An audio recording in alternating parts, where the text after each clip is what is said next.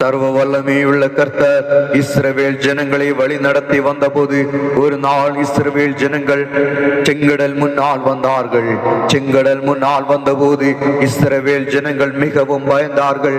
காரணம், முன்னால் வழி இல்லாமல் பறந்து விரிந்திருக்கிற உயர்ந்த செங்கடல்.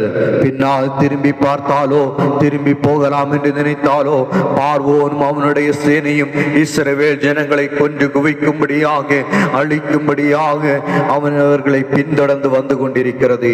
முன்னாலும் போக முடியாது, பின்னாலும் திரும்பி போக முடியாது.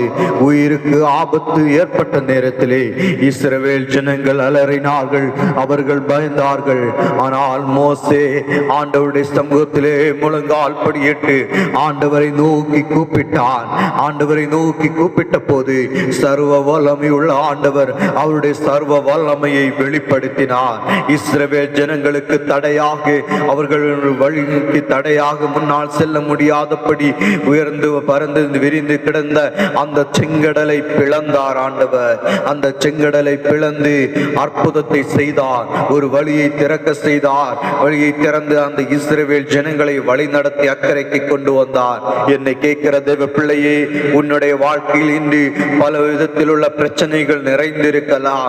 முன்னால் செல்ல முடியாதபடி எவ்வளவு முயற்சி செய்தாலும் பல தடைகள் உனக்கு விரோதமாக, உன் வாழ்க்கைக்கு விரோதமாக உனக்கு முன்னால் வந்து நிற்கலாம். பின்னாலும் போக முடியாதபடி, முன்னாலும் போக முடியாதபடி இஸ்ரவேல் மக்கள் தவித்ததை போல இன்று நீ தவித்துக் கொண்டிருக்கிறாயா?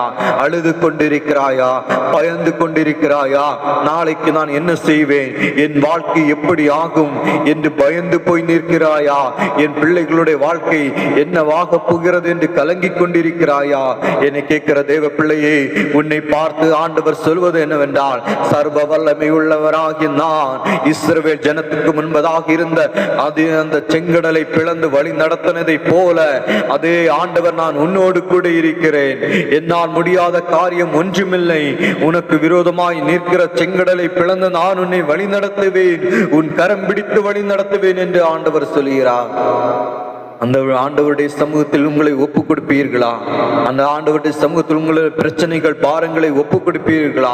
நிச்சயமாக ஆண்டவர் உங்களுடைய கரம் பிடித்து உங்களுக்கு விரோதமாக நிற்கிற எல்லா செங்கடல்களையும் பிளந்து ஆண்டவர் அது நடுவே வழியை திறந்து ஆண்டவர் நடத்துவார்.